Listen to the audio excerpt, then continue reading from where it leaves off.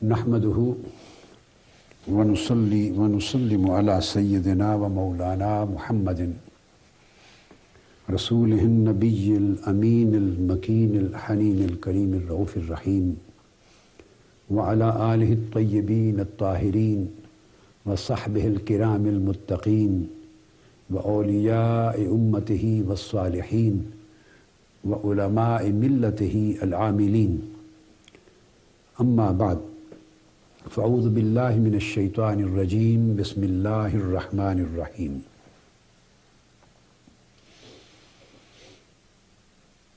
والنجم إذا هوى ما ضل صاحبكم وما غوى وما ينطق عن الهوى إن هو إلا وحي يوحى. صدق الله مولانا العظيم. معزز سامعین و ناظرین، محترم مشائخ اعظام، اساتذہ اور علماء کرام، عزیز طلبہ و طالبات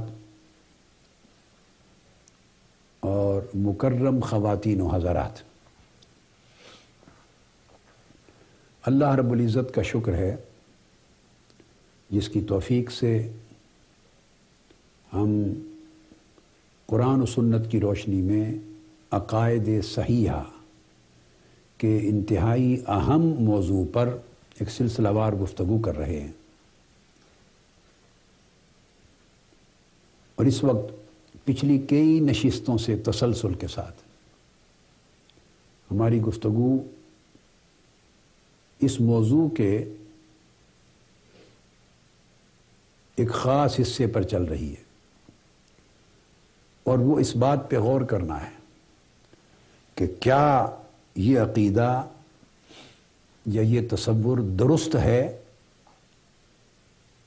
کہ ہمارے لیے صرف قرآن ہی حجت ہے، فقط قرآن کافی ہے اور ہم اس کو اتھارٹی مانیں، اور حضور علیہ الصلوۃ والسلام کی حدیث اور آقا علیہ السلام کی سنت طیبہ کو احکام شریعت اور احکام دین کے باب میں حجت اور اتھارٹی تسلیم نہ کریں، محض ایک ثواب دیدی رہنمائی کا درجہ دیں معاذ اللہ، یہ اس دور میں اس زمانے کے حالات کے مطابق دی گئی ہدایات سمجھیں کہ اس میں سے جو کچھ ہم چاہیں اپنے فائدے میں اپنی رہنمائی کے لیے اخذ کر لیں، اور جسے مناسب معاذ اللہ ہم نہ سمجھیں اس کو چھوڑ دیں، اپنی ڈسکریشن پہ اس کو قائم رکھیں، اور بائنڈنگ اتھارٹی صرف قرآن کو سمجھیں۔ یہ جو کنسپٹ ہے یہ باطل کنسپٹ ہے، سراسر گمراہی ہے، اور اس کی حیثیت دینی اعتبار سے کفر اور الحاد کی ہے۔ انسان ایسا عقیدہ رکھ کر خود قرآن مجید کا منکر اور قرآن مجید سے باغی ہو جاتا ہے، اور اس تصور کی کوئی گنجائش الحمد سے والناس تک پورے قرآن میں نہیں ہے۔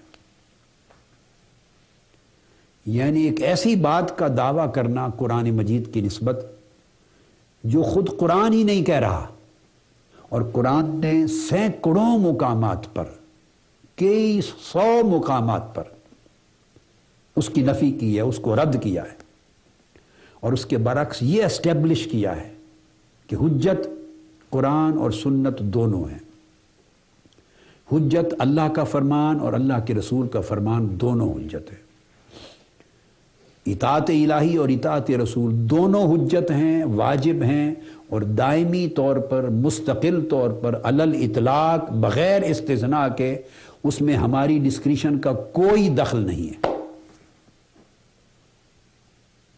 اور قرآن مجید نے تو کیٹیگوریکلی یہاں تک فرما دیا ہے، اعوذ باللہ من الشیطان الرجیم، وما کان لمؤمن ولا مؤمنۃ اذا قضى اللہ ورسولہ امرا ان یکون لہم الخیارہ۔ اس آیت کریمہ کا مختصر حصہ میں نے پڑھا تھا، اور ریفرنس پورا میں پچھلی نشست میں دے چکا ہوں۔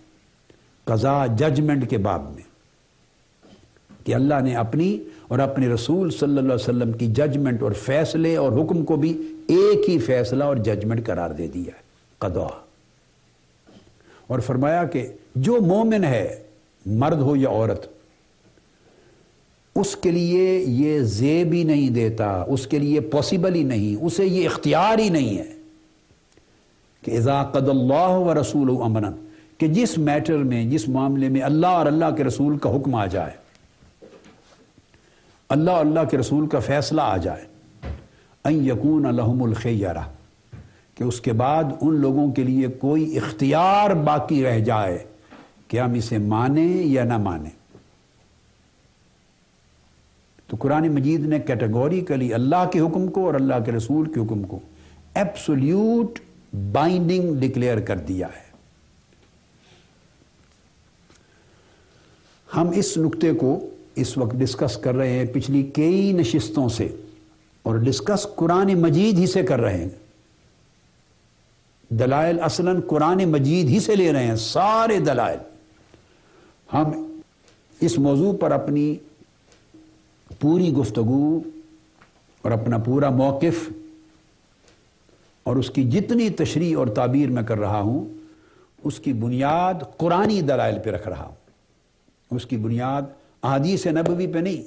احادیث نبوی کوٹ نہیں کر رہا بتانے کے لیے کہ حضور علیہ السلام نے فرمایا کہ میری سنت واجب ہے، حضور علیہ السلام نے فرمایا میرا ہر حکم واجب ہے، آقا علیہ السلام نے فرمایا میرے حکم کی اطاعت قیامت تک واجب ہے.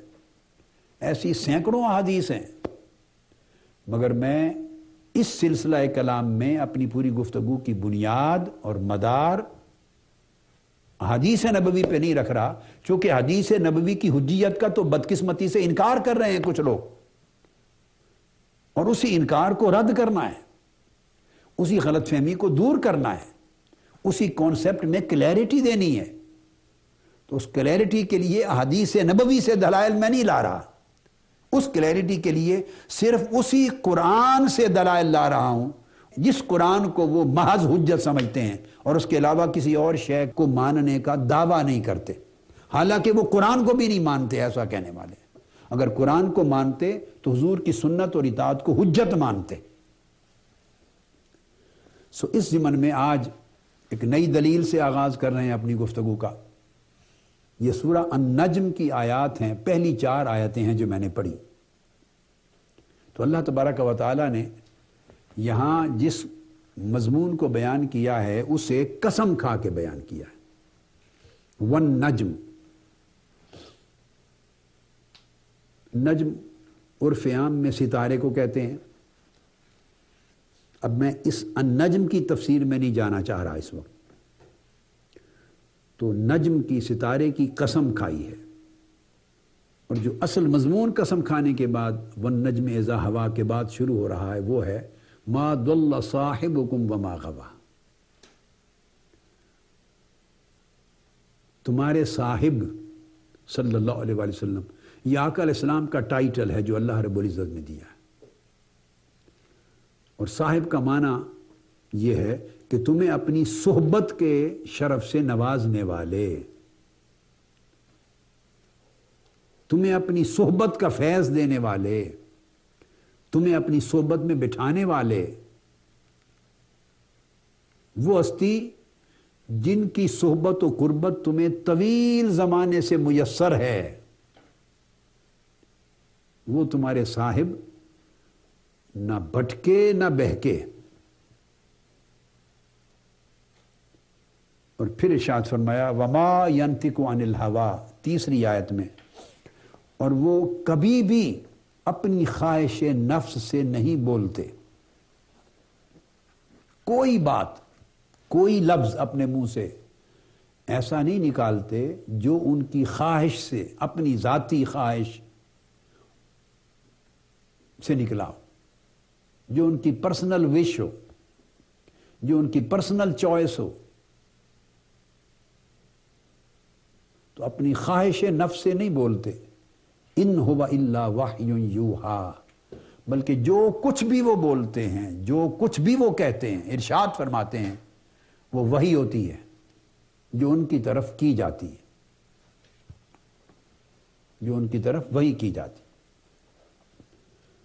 اب آج ہم یہ جو تیسری اور چوتھی آیہ کریمہ ہے، وَمَا يَنْتِقُ عَنِ الْهَوَىٰ إِنْ هُوَ إِلَّا وَحْيٌ يُوحَىٰ، اس آیت کریمہ کا مطالعہ کریں گے اس موضوع کے تناظر میں، وہ جو خاص موضوع ہے اس وقت ہمارے زیر غور اور زیر مطالعہ، جس سے آقا علیہ السلام کی زبان مبارک سے صادر ہونے والا ہر لفظ، ہر قول اور ہر فرمان حجت ثابت ہوتا ہے، اور اسے قرآن سے جدا نہیں کیا جا سکتا، اپنی فرضیت میں، اپنی حجیت میں، اپنی مشروعیت میں، شرعی حکم ہونے کے اعتبار سے الگ نہیں کر سکتے، انسیپریبل ہیں دونوں، قرآن و سنت۔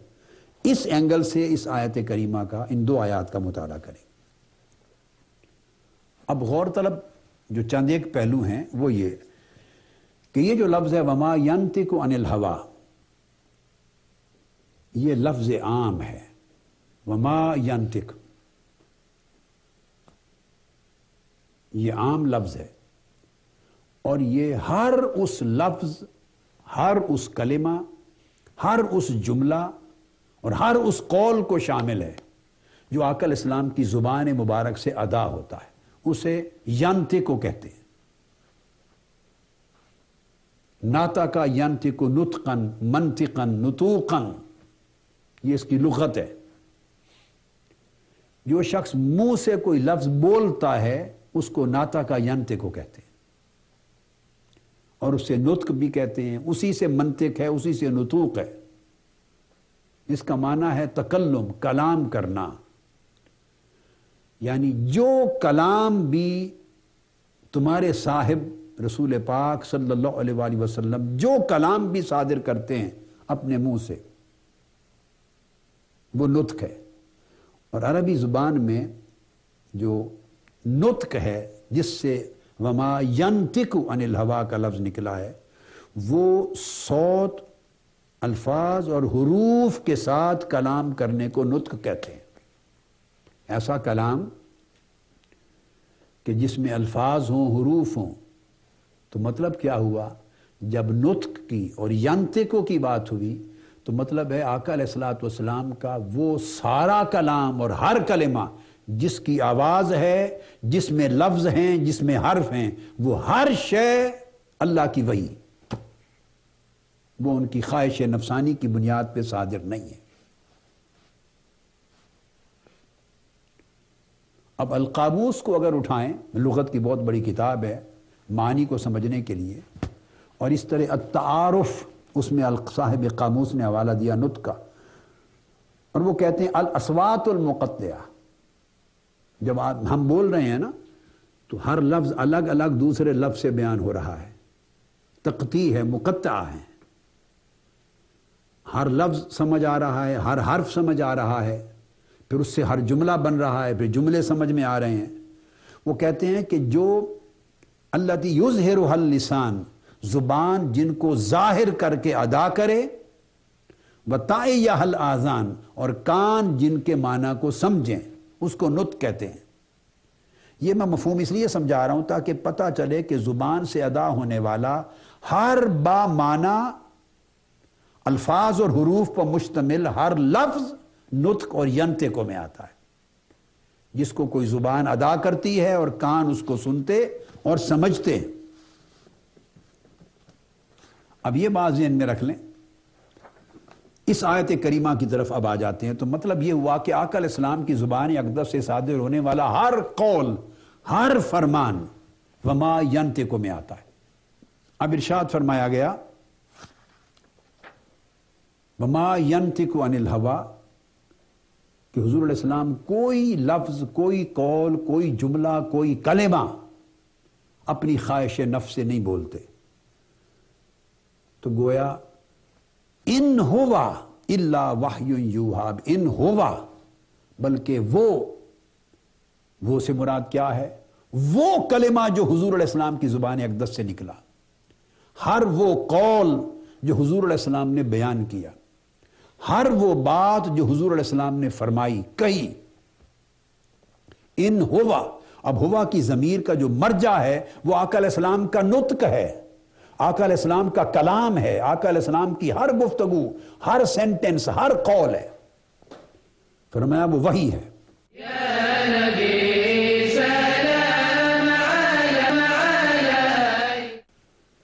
جب وہ وحی ہے، وحی الالہام یعنی ملہم من اللہ، اور جب وہ وحی ہے مرسل الیہ،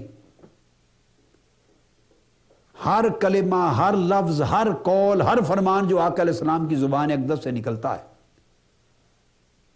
وہ وحی ہے۔ اس کی دو شکلیں ہو سکتی ہیں، یا وہ حضور علیہ السلام کی طرف لفظاً، چونکہ نطق کا میں نے معنی بیان کر دیا، اس میں الفاظ اور حروف آتے ہیں، اس کا ایک ایک لفظ، ایک ایک حرف، یا وہ حضور علیہ السلام کی طرف بھیجا گیا ہے اللہ پاک کی طرف سے، اور جبرائیل امین لائے ہیں اس کو۔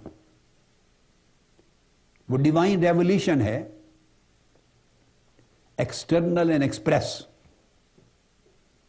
ایک ایک لفظ میں جبرائیل امین لائے ہیں، تو یا وہ مرسل الیہ، حضور کی طرف بھیجی گئی ہے وہ وحی، منزل الیہ، حضور کی طرف نازل کی گئی ہے، جبرائیل امین لائے ہیں، یا وہ وحی ہے اس قسم کی، اور یا وہ ہر کلام جو آقا علیہ السلام کی زبان اقدس سے نکلا ہے، یا وہ وحی ہے ایسی جسے جبرائیل امین نہیں لائے، بلکہ ڈائریکٹلی اللہ تعالیٰ نے آپ کے قلب اطہر پر، دل پر، اور آپ کی روح مبارک پر الہام کیا ہے، القاء کیا ہے، یہ اس کی ڈائریکٹ ریولیوشن ہوئی ہے،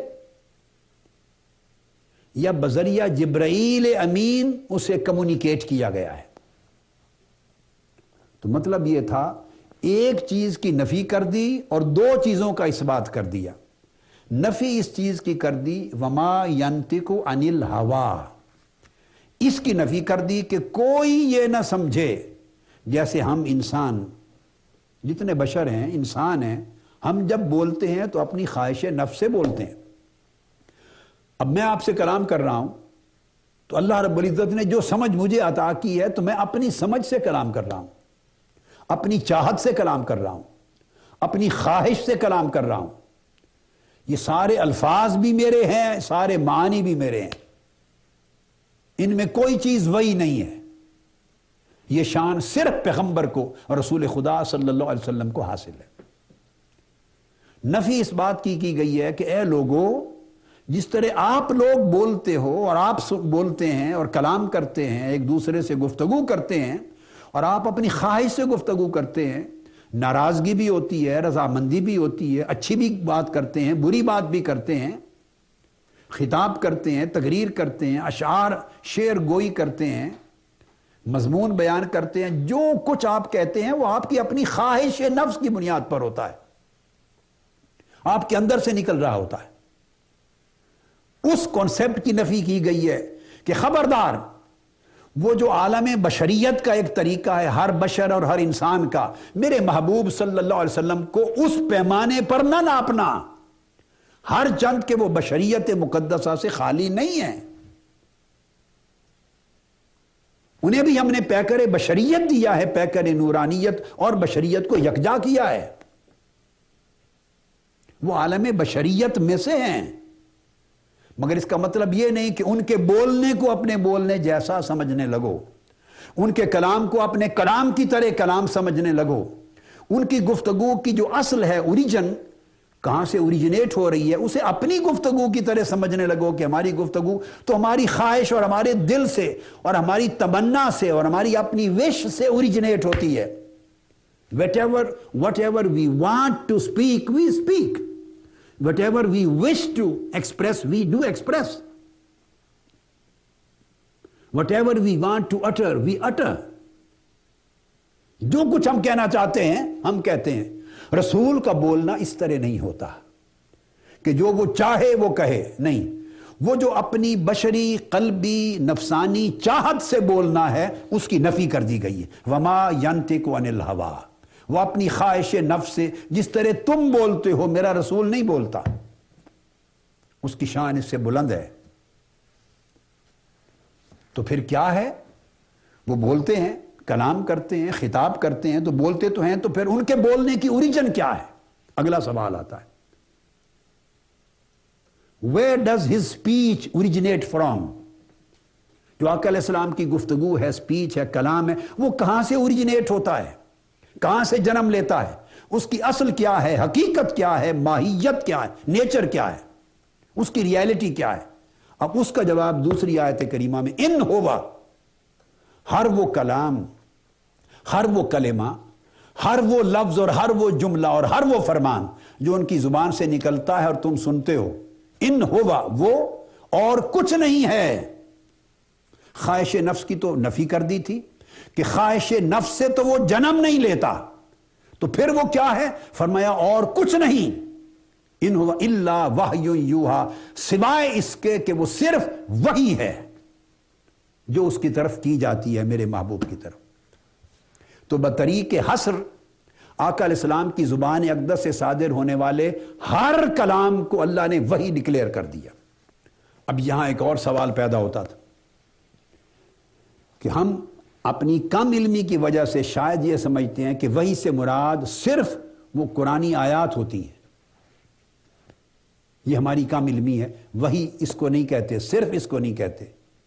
اب یہاں وحی کی دو قسمیں ہیں، کبھی وہ ایسی وحی اپنی زبان سے بولتے ہیں، اور وہ ایسی وحی ہوتی ہے ان کا کلام جو جبرائیل امین لے کے اللہ کی طرف سے اترا ہے آیات قرآنی کی شکل میں، اسے وحی جلی کہتے ہیں۔ وحی جلی وہ ایکسپریس ریولیشن ہے، ایکسٹرنل ریولیشن ہے۔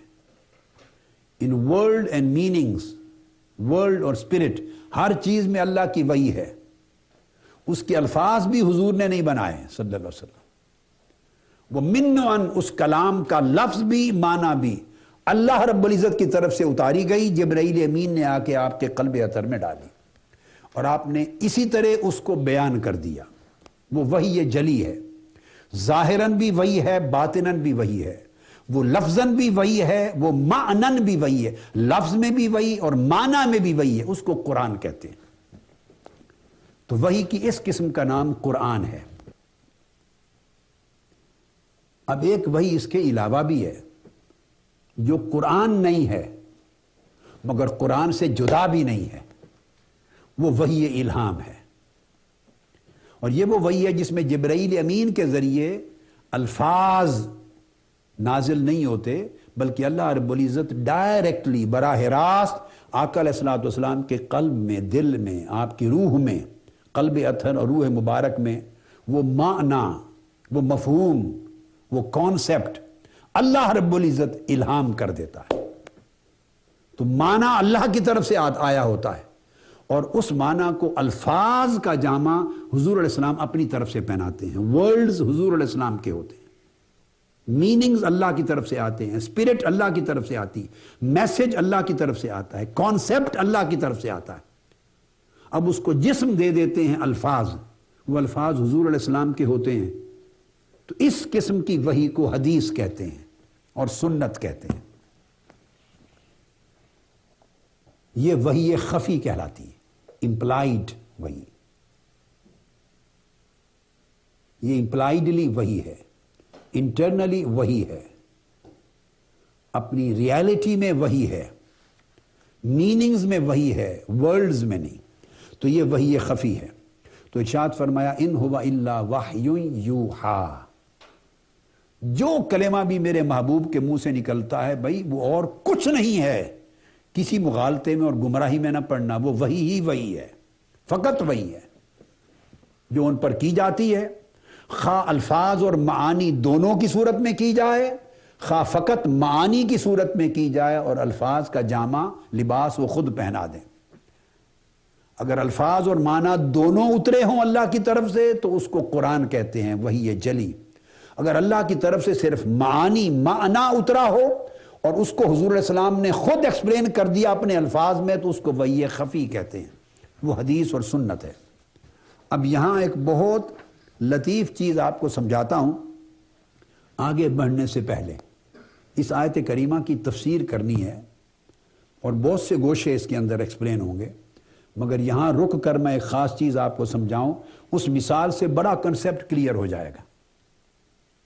اسی قرآن کو، یہ جو تعلق بتایا نا میں نے کہ وہی یہ جلی وہ ہے جو اوپر سے اترتا ہے الفاظ اور معنی کی شکل میں جبرائیل امین کے ذریعے، وہ قرآن ہے، اور وہی یہ خفی وہ ہے، وہ بھی اوپر سے اللہ کی طرف سے آتی ہے، ڈائریکٹ آپ کے دل اور آپ کی روح مبارک میں، اور الفاظ حضور کے ہوتے ہیں۔ ان دونوں کے تعلق کو آپ سمجھیں ایک مثال سے۔ ہر شخص جانتا ہے جو صاحب علم ہے کہ قرآن مجید اس وقت جو ہمارے ہاتھ میں ہے یہ قرآن مجید ہے، ہر شخص اس کو پڑھتا ہے۔ یہ شروع ہو رہا ہے الحمد سے، سورہ الفاتحہ الحمدللہ رب العالمین سے شروع ہو رہا ہے، اور سورہ والناس پہ جا کے ختم ہو رہا ہے۔ قل اعوذ برب الناس ملک الناس الہ الناس، اس سورت پہ جا کے ختم ہو رہا ہے۔ ہر شخص اس بات سے آگاہ ہے، یہ ترتیب ہے قرآن مجید کی، 114 سورتیں ہیں، اور ایک خاص ترتیب کے ساتھ یہ قرآن مجید میں موجود ہیں۔ پہلے سورہ فاتحہ ہے، پھر اس کے بعد سورہ بقرہ آ جاتی ہے۔ یہ قرآن مجید بڑا امپورٹنٹ پوائنٹ ہے، اس کو سمجھیے۔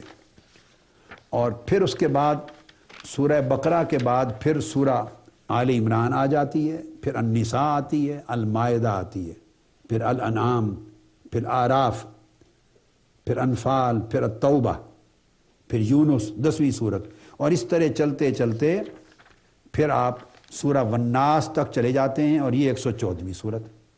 اس سے پہلے سورہ الفلق ہے، آپ پڑھتے ہیں، الاخلاص ہے، اللہب ہے، النصر ہے، الکافرون، الکوثر، المعون، القریش، الفیل، یہ آخری 10 صورتیں۔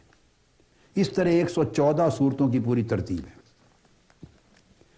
اور یہ مجموعہ قرآن ہے، مصحف ہے جو ہمارے ہاتھ میں۔ اب جو لوگ یہ سمجھتے ہیں کہ صرف قرآن حجت ہے، جو اس قرآن مجید میں لکھا گیا، جو ان آیات کریمہ میں صورتوں میں ہے وہ حجت ہے، اور اس کے علاوہ جو کچھ آقا علیہ السلام نے فرمایا اسے حجت نہیں مانتے، بس ایک رہنمائی ہے، مان لیں نہ مان لیں ہماری مرضی ہے، معاذ اللہ استغفر اللہ، یہ کلمہ کفر ہے۔ اب اس کانسیپٹ کو سمجھانے کے لیے ایک بڑی آسان مثال دے رہا ہوں۔ یاد رکھ لیجئے کہ جس ترتیب کے ساتھ سورتوں کی اور آیتوں کی جس ترتیب کے ساتھ یہ قرآن موجود ہے 1400-1500 سال سے، یہ قرآن مجید اس ترتیب کے ساتھ اترا نہیں تھا، اس ترتیب سے اترا نہیں تھا۔ جب ریویل ہوا، نزول ہوا قرآن مجید کا، تو وہ اور ترتیب تھی۔ تو سب سے پہلے جو آیات کریمہ اتری، سب سے پہلے وہ آپ کو معلوم ہے غار ہیرا میں وہ اتری، اقرأ باسم ربک الذی خلق، خلق الانسان من علق، اقرأ وربک الاکرم۔ اب یاد رکھ اس سورت کو، ہر شخص کو پتا ہے کہ غار ہیرا میں پہلی سورت جو اتری اور پہلی 5 آیات اتری وہ سورہ الفاتحہ نہیں اتری تھی، وہ اتری تھی اقرأ باسم ربک الذی خلق، خلق الانسان من علق، اقرأ وربک الاکرم الذی علم بالقلم علم الانسان ما لم یعلم۔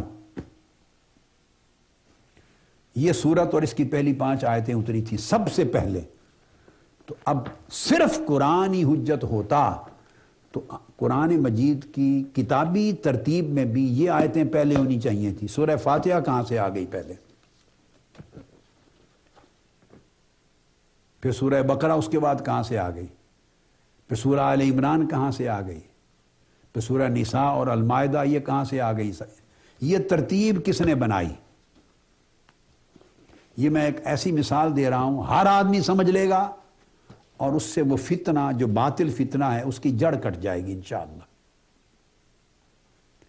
اب جب یہ سورتیں اترتی تھیں اور آیتیں اترتی تھیں،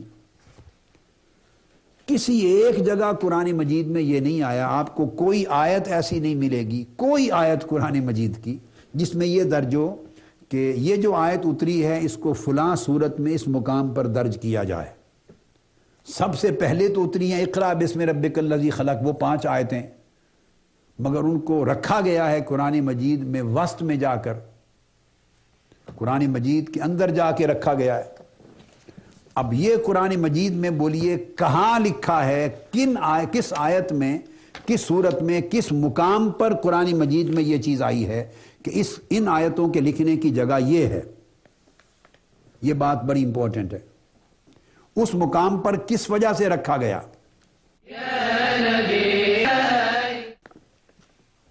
الیوم اکملت لکم دینکم واتممت علیکم نعمتی وردیت لکم الاسلام دینا.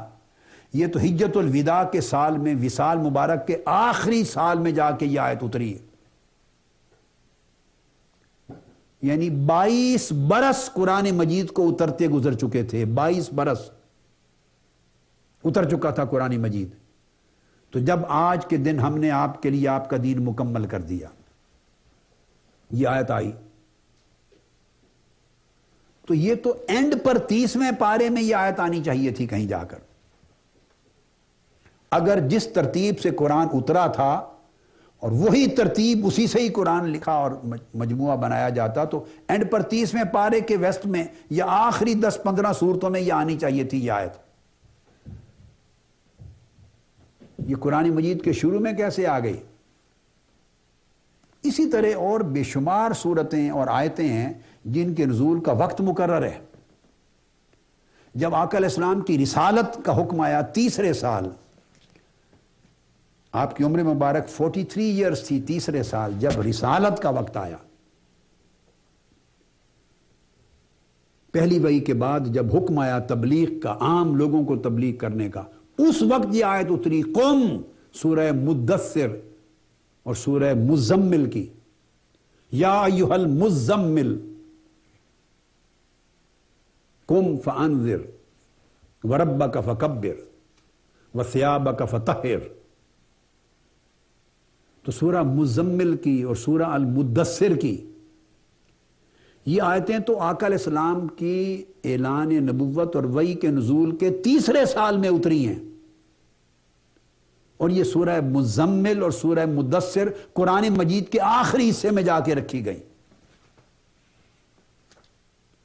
اس طرح سینکڑوں مثالیں سمجھانے کو ہیں، مگر یہ 3-4 کافی ہیں ذہن نشین کر لینے کے لیے. ہر شخص جانتا ہے کہ جس ترتیب سے قرآن مجید اترا اس کو کہتے ہیں ترتیب نزولی،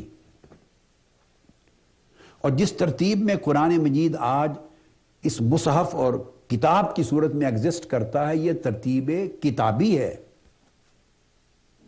ترتیب نزولی اور ہے، ترتیب کتابی اور ہے، مختلف ہیں. یہاں میرا سوال ہے، جو لوگ کہتے ہیں صرف قرآن کافی ہے، یعنی قرآن کی یہ آیتیں، وہ تو اس قرآن پر بھی ایمان نہیں رکھ سکتے، کیونکہ اس قرآن میں کہیں نہیں لکھا ہوا کہ آیت اترے تو چاہیے تھا اگلی آیت میں درج ہو کہ اسے فلاں صورت میں فلاں آیت نمبر بنایا جائے. یہ بھی قرآن میں ہونا چاہیے تھا. اس کو فلاں صورت میں فلاں آیت نمبر بنایا جائے، اس کو فلاں صورت میں میرے حبیب فلاں آیت نمبر میں لکھا جائے، تو ترتیب بھی ساتھ ساتھ اترتی.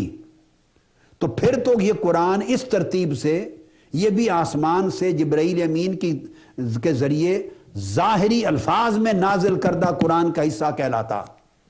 یہ ترتیب قرآن کا حصہ ہوتی. اب قرآن مجید جب حضور علیہ الصلوۃ والسلام نے اس کو یاد کیا، یاد کرایا، جبرائیل امین آقا علیہ الصلوۃ والسلام کی خدمت میں آخری سالوں میں ہر سال ماہ رمضان میں اترتے تھے، آتے تھے اور بیٹھ کر 1 to 1 پورے قرآن کی تلاوت کر کے دورہ کرتے تھے.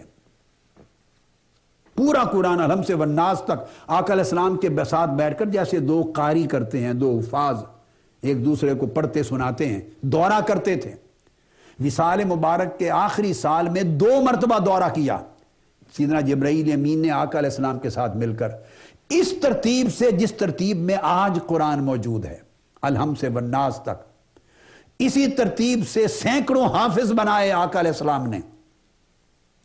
اسی ترتیب سے آقا علیہ السلام نے اپنی حیات مبارکہ میں صحابہ کرام کو اس قرآن کو لکھنے پر مامور کیا. 40 صحابہ بشمول خلفائے راشدین کہ لکھو اس قرآن کو، اپنی مجلس میں، اپنی نگاہوں کے سامنے، اپنے سامنے، اپنی نگرانی میں، اپنی نگہبانی میں اس قرآن کو اس ترتیب کے ساتھ لکھایا تاکہ کل کو قرآن کی ترتیب بدل کوئی نہ سکے. اور اپنے سامنے لکھوا کے اتنے نسخے تیار کروائے آقا علیہ الصلوۃ والسلام نے کہ ترتیب قرآنی میں بھی کوئی اختلاف نہ رہے. یہی وجہ ہے کہ 14-15-100 سال گزرے اس قرآن مجید کے اندر امت مسلمہ کے کسی ملک میں، کسی طبقے میں، کسی مکتب فکر میں، کسی زبان کے بولنے والے میں ایک آیت کا بھی اختلاف نہیں ہے، کسی جگہ ترتیب کا بھی اختلاف نہیں ہے۔ دنیا کے کسی ملک میں آپ کو ایسا قرآن چھپا ہوا نہیں ملے گا جس میں کوئی آیتیں پہلے لکھی ہوں، کچھ بعد میں لکھی ہوں، ایک ہی آیت آگے پیچھے ہو گئی ہو، نہیں، ایک آیت تک بھی آگے پیچھے نہیں۔ یہ ترتیب آقا علیہ السلام نے امت کو اس طرح ضبط کے ساتھ عطا کر دی اور پوری امت جمیع صحابہ اس پر قائم ہو گئے۔ اب سوال پیدا ہوتا ہے یہ ترتیب کس نے دی؟ اللہ نے بذریعہ جبرائیل قرآنی آیات کے طور پر اس قرآن میں اتاری یہ ترتیب پورے قرآن کی، یا حضور علیہ السلام نے دی؟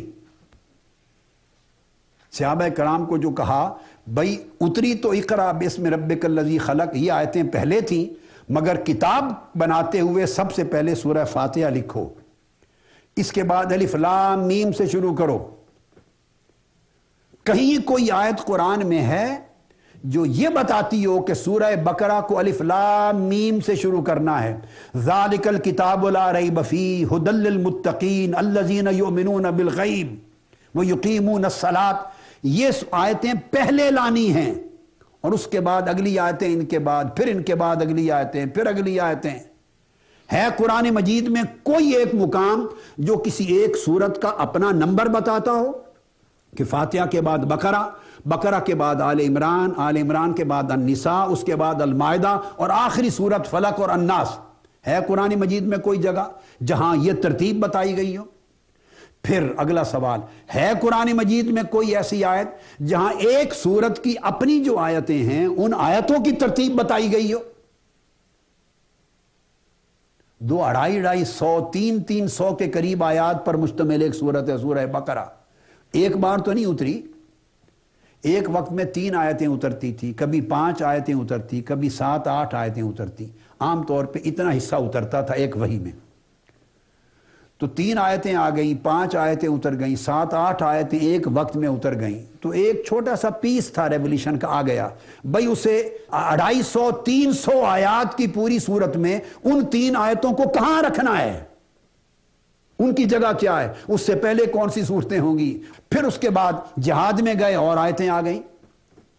اور یہ بھی یاد رکھ لیجئے، کیٹیگوریکلی میں بات سمجھانا چاہتا ہوں، مثلا ایک تسلسل میں ایک وقت میں صرف سورت کی آیتیں نہیں اتر رہی ہوتی تھی کہ پہلے سورہ بقرہ کی آیتیں اتر لیں باری باری مختلف وقتوں میں، جب ختم ہو جائے تو پھر اس کے بعد آل عمران کی اترنا شروع ہوں، پھر پھر نساء اور مائدہ کی۔ ایسا کبھی نہیں ہوا 23 برس میں۔ ایک ہی وقت میں، ایک ہی سال میں بیک وقت کئی سورتوں کی آیتیں، کئی سورتوں کی مختلف ایک ہی سال میں، ایک زمانے میں اتر رہی ہوتی تھی۔ چونکہ آیات کا اترنا اس وقت کی سچویشنز کو ایڈریس کرنے کے مطابق ہوتا۔ جہاد پہ گئے ہیں، ایک بات اخلاق کی چل رہی تھی، پچھلی آیتوں میں ایمان کا ایک موضوع اترا تھا، اس پچھلی آیتوں میں ایمان کا، دعوت کا، آخرت کا، توحید کا موضوع اترا تھا آیتوں میں۔ جہاد پر چلے گئے تو کفار کا، آپ غزوہ بدر کے مقام کو پڑھیے قرآن مجید میں، تو پھر جب بدر کے لیے آ گئے تو بدر کی سچویشن میں غزوہ بدر، جہاد بدر کی آیتیں اتر آئیں۔ پھر میدان بدر میں تھے تو اس سچویشن کے متعلق کیا کرنا ہے، کہاں پڑاؤ کرنا ہے، وہ آیتیں اتر آئیں۔ احد کا موقع تھا تو احد سے ریلیٹڈ سچویشن کریٹ ہوئی، اچانک حملہ ہوا، بھگدڑ مچ گئی، اس وقت حضور پر وہی اتری۔ بھئی ہجرت کر کے آ رہے تھے تو غار ثور میں رکے آقا علیہ الصلوۃ والسلام، تو سیدنا صدیق اکبر نے کہا آقا کہیں کفار ہمیں دیکھ کے اندر نہ آ جائیں، تو اس وقت وہی آ گئی، اذ یقول لصاحبہ لا تحزن ان اللہ معنا ثانی اثنین اذ ہما فی الغار، تو غار ثور میں اتر گئی۔ تو احزاب کا واقعہ تھا تو خندق کے حوالے سے آیتیں اتری۔ معراج پر گئے تو معراج کی آیتیں آ گئیں، کفار نے تانا دیا، اس کا جواب آ گیا، کسی بدبخت نے، ابو جہل نے حضور کے ہاتھوں کو برا بھلا کہا، اشارہ کر کے اس لیے بلایا تھا ہمیں۔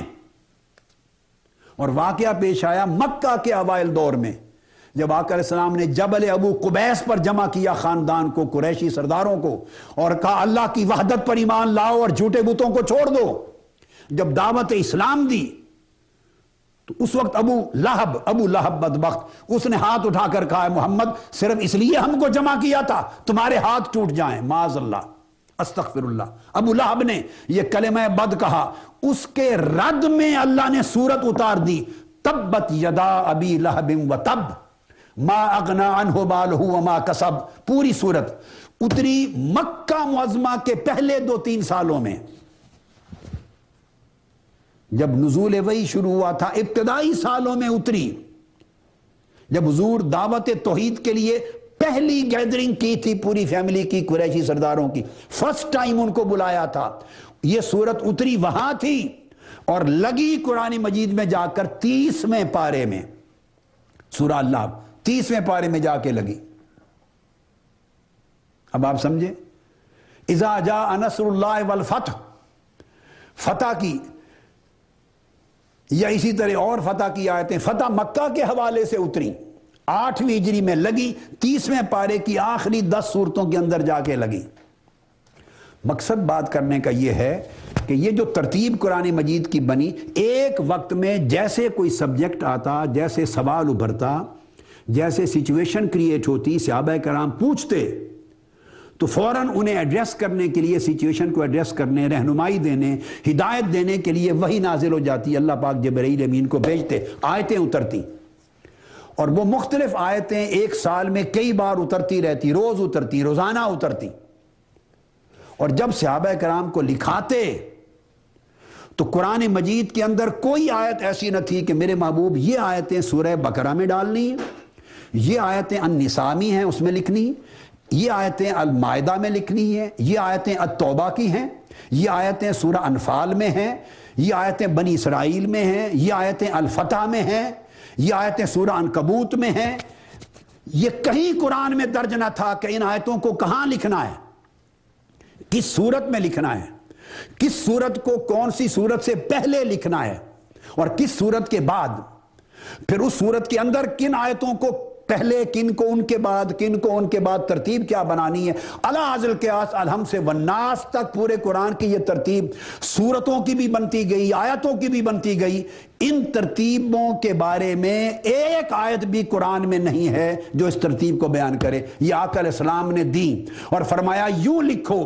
یہ جو لکھوایا قرآن مجید کو اس ترتیب میں، یہ حدیث محمدی تھا، یہ حدیث تھی آقا علیہ السلام کی، یہ حضور کی سنت تھی، یہ وہ وحی خفی تھی جو قرآن کی شکل میں تو نہیں اترتی تھی میرے آقا پر، مگر آپ کے قلب اطہر روح مبارک پر ڈائریکٹ اترتی تھی۔ وہ حصہ قرآن نہیں ہوتا تھا مگر حصہ وحی ہوتی تھی۔ جب آیتیں سورتیں اتر جاتی تو اللہ رب العزت جبرائیل امین کے ذریعے بھی، اور جبرائیل امین کئی بار آقا علیہ السلام کی بارگاہ میں آئے، بعض کتب میں آیا کہ 24,000 مرتبہ آئے، تو 24,000 آیتیں تو نہیں ہیں قرآن مجید کی، وہ تو 6,000 سے زائد ہیں۔ وہ جو 1000 مرتبہ آقا علیہ السلام کے پاس آئے، اللہ کا بھیجے ہوئے آئے، از خود نہیں آتے تھے، ہر بار اللہ کا پیغام لاتے، حضور سے گفتگو کرتے، ہدایات دیتے، وہ کہاں ہیں؟ وہ تو نہیں ہے قرآن میں۔ تو وہ اللہ کی طرف سے جبرائیل امین حضور علیہ السلام کو آ کے ترتیب بھی بتاتے، اور آقا علیہ السلام اس وحی الہی کی صورت میں کبھی القاء ہوتی، اور جبرائیل امین یہ ترتیب توقیفی خود آ کے آقا علیہ السلام کے پاس بیٹھ کے یہ دورہ کرواتے اور بتاتے، اور حضور علیہ السلام اللہ کی اس ہدایت کے تحت، وہ وحی خفی کے تحت، وہ اس ترتیب سے صحابہ کرام کو قرآن لکھواتے تھے۔ اور جب آقا لکھواتے فرماتے کہ ان آیتوں کو یہاں لکھو، یہ حدیث ہوتی، فرمایا اس صورت کو پہلے لکھو، اس کو بعد میں۔ یہ جو جملہ ہے یہ حدیث ہے، یہ قرآن کا جملہ تو نہیں ہے۔ بقرہ کو 250-300 آیتوں کی صورت بنا دیا اور باقی روک دیا، اب بقرہ اتنی آیتوں کی صورت ہوگی، یہ کہاں ہے قرآن میں؟ یہ جو تقطیع کر دی، حصے کر دیے، چیپٹرز بنا دیے، یہ چیپٹر قرآن کی آیت میں تو نہیں اترے تھے کہ یہاں سے آل عمران کو شروع کیا جائے، یہاں سے المائدہ کو، یہاں سے انفال کو، یہاں سے توبہ کو، یہاں سے سورہ یوسف کو، یہاں سے سورہ نوح کو، یہاں سے ہود کو، یہ قرآن مجید، اور یہاں اس کو ختم کیا جائے، یہ کچھ بھی قرآن میں نہیں اترا تھا۔ یہ آقا علیہ السلام بتاتے گئے تو صحابہ کرام کا ایمان تھا کہ خواہ حوضیں حضور علیہ السلام قرآن کہہ کر کچھ دیں وہ بھی حق ہے، خواہ قرآن کا حصہ نہ ہو اس سے اضافتاً الگ سے بتائیں وہ بھی قرآن کی طرح حق ہے۔ اگر وہ اس پہ اختلاف کرتے اور حضور کی حدیث کو حجت نہ مانتے اور قرآن کی طرح حق نہ مانتے تو قرآن کتابی صورت میں امت کے ہاتھ میں نہ ہوتا۔ آج یہ قرآن مجید جو ہم پڑھتے ہیں اور جس کے اوپر یہ دعویٰ کرتے ہیں کہ یہی قرآن کافی ہے، نادانوں یہ قرآن اس ترتیب سے بنا کیسے؟ یہ اس ترتیب سے بنا ہے حضور کی حدیث کے ساتھ، آقا علیہ السلام کی سنت کے ساتھ۔ جو قرآن کا حصہ نہیں وہ حدیث کا حصہ ہے۔ جبرائیل امین کا آنا اور حضور کے ساتھ دور کرنا یہ لفظ بھی قرآن میں نہیں ہے واقعہ، یہ بھی احادیث میں ہے، جہاں سے ترتیب مقرر ہوتی اور صحابہ کرام کو حکم دینا کہ اس ترتیب سے لکھواؤ، یہ بھی سب احادیث ہیں۔ تو اگر آپ حدیث رسول کو قرآن ہی کی طرح حجت نہیں مانیں گے تو آپ دین اسلام سے گئے، آپ قرآن سے گئے، آپ تو بھائی قرآن کی کتاب پر بھی ایمان نہیں لا سکتے۔ اس قرآن کی ترتیب کا بھی اور کوئی سورس نہیں ہے سوائے حدیث کے، جنہوں نے وحی خفی کے طور پر اللہ سے پوری رہنمائی لی اور ہدایت ربانی کے تحت، وحی خفی کے تحت اس قرآن کو پوری ترتیب دی اور ترتیب سے لکھایا اور ہم تک پہنچایا۔ اس وجہ سے اللہ پاک نے فرمایا خبردار، میرے محبوب کی زبان اقدس سے نکلا ہوا کوئی کلمہ ایک عام بشر اور انسان کے کلام کی طرح نہ سمجھنا، وہ بھی وحی ہوتا ہے۔ اگر میرے محبوب کی ہر بات کو وحی نہیں سمجھو گے اور وحی کی طرح حق نہیں جانو گے تو تم قرآن کو قرآن بھی نہیں مان سکتے، قرآن کی تلاوت نہیں کر سکتے، قرآن کو حجت کہاں سے لوگے؟ تو آج کی گفتگو انشاءاللہ تعالی ہم اتنے حصے پر ختم کرتے ہیں، اور پھر وما ینطق عن الہوی ان هو الا وحی یوحی، اس کی تفسیر کے ذیل میں جو دیگر اہم امور ہیں ان کا بیان انشاءاللہ اگلی نشست میں شروع کریں گے۔ وما علینا الا البلاغ۔